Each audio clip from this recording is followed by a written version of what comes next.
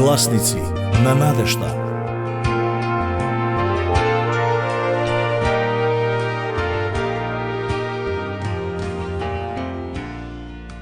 Глава 36. Тој е поинаков. Ние сите сме слични во многу работи. Огладнуваме, се изморуваме, ожеднуваме. Имаме многу потреби кои се слични: храна, облека, покрив. Се разбира дека овие се физички потреби.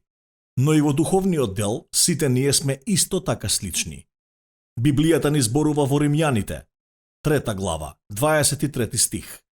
Сите сгрешија и лишени се од Божјата слава. Пријателе мои, овој стих направи исклучок. Сите ние сме исти. Сите сгрешија и лишени се од Божјата слава. Во целата човечка историја имаше само еден кој живееше и кој беше поинаков од нас, но сепак беше како нас. Тој живееше помеѓу човекот. Тој е Исус Месијата. Какви докази имаме дека тој е поинаков? Доказот може да го најдеме во Евангелие по Јован, 7 глава, од 40 до 53 стих. А некои од народот кои ги слушнаа тие зборови рекоа: овој е навистина пророкот. Други велеа: ово е Христос. Трети пак прашуваа: зарем Христос ќе дојде од Галилеја? Зар писмото не рече дека Христос ќе дојде од Давидовото потомство и од градчето Витлеем, од каде што беше Давид? И така настана раздор поради него. А некои од нив сакаа да го фатат, но никој не стави рака врз него. Кога стражарите дојдоа кај првосвештениците и фарисеите, тие им рекоа: зошто не го доведете? Стражарите одговорија: никој никогаш не зборувал така, како што зборува овој човек. А фарисеите им одговорија: зарем и вие сте заблудени? Дали некој од првенците или од фарисеите поверува во него? Туку проклет е овој народ што не го знае законот. Никодим, кој порано отиде кај Исус, а кој беше еден од нив, им рече: осудува ли нашиот закон некого, ако најнапред него сослуша и не знае што да прави? Тие во одговор му рекоа: да не си и ти од Галилеја? Испитај и види дека пророк не се појавил од Галилеја. И секој си отиде во својот дом. Од овој текст може да забележиме дека присуството на Исус започна неколку потези каде може да видиме доказ дека тој е поинаков. Например, тој направи поделба.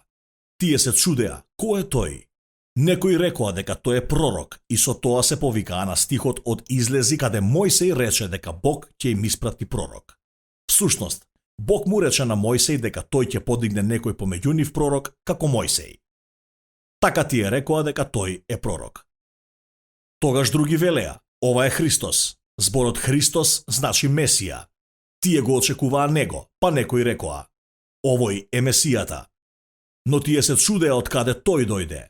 Тие знаеја дека тој дојде од Назарет, Галилеја, но немаше никаков запис од некој голем пророк кој е дојден од Галилеја. Тие беа во право. Тие рекоа: зарем писмото не рече дека Исус ќе дојде од Давидовото потомство и од градчето Витлеем, од каде што беше Давид? Па, тој беше роден во Витлеем. Во родословието во Библијата пишува дека поколението на Исус доаѓа од Давид. Библијата вели дека поради ова имаше поделба. Тој направи поделба. Дури и денес, луѓето се поделени за тоа кој е Исус. Дали тој е пророк? Дали тој е Месијата? Кој е тој? Тој направи поделба. Исусовото тврдење започна друго движење. Тој создаде дискусија. Некои рекоа: ајде да го фатиме, ајде да го одведеме. Но тие беа несигурни што да прават. И стражарите кои беа испратени да го доведат се вратија без него. Тие не го уапсија. Кога беа прашани зошто не го доведоа, стражарите одговорија: никој никогаш не зборувал така како што зборува овој човек. А фарисеите им одговорија: зарем и вие сте заблудени? Беа само обичните луѓе кои веруваа во него. Првенците и фарисеите не веруваа во него. Обичните луѓе, неуките, веруваа во Исус. Тие имаа донесена одлука. Некои сакаа да го уапсат, други пак сакаа да го истражат. Јас имам сретнато луѓе кои зборуваат за него без да истражат за тоа кој е навистина тој. Голема дискусија се води околу него, за тоа кој е тој. но сум открил дека некои и никогаш нема да се одлучат. Тие се само таму да зборуваат за него. Тој создава дискусија. Да, темата за Исус. Кој е тој? Создава топла дискусија. Сакам да забележиш дека во тој последен потек тој изнуди одлука. Никодимус, еден од фарисеите кој дојде кај Исус ноќе, даде многу интересна изјава. Тој рече: осудува ли нашиот закон некого ако најнапред не го сослуша и не дознае што да прави? Задржи ја својата реченица. Човекот е невин, додека не се докаже неговата вина. Не го осудувајте додека не го слушнете неговиот случај. Но тој изнудуваше одлука. Тој ги предизвика нив да ги земат предвид сите фактори за да измерат се пред да се донесе некаква одлука. Самите да го слушнат него. Немојте само да стоите таму. Дозволете човекот да зборува за себе. Да, тоа е многу важно денеска, мои пријателе. Многу луѓе читаат што други кажале за него, но тие никогаш не го слушаат него. Сум сретнал луѓе кои судат без да ги имаат сите докази. Но секој фер и совесен човек ќе ги разгледа сите факти, ќе ги испита сите докази пред да донесе одлука.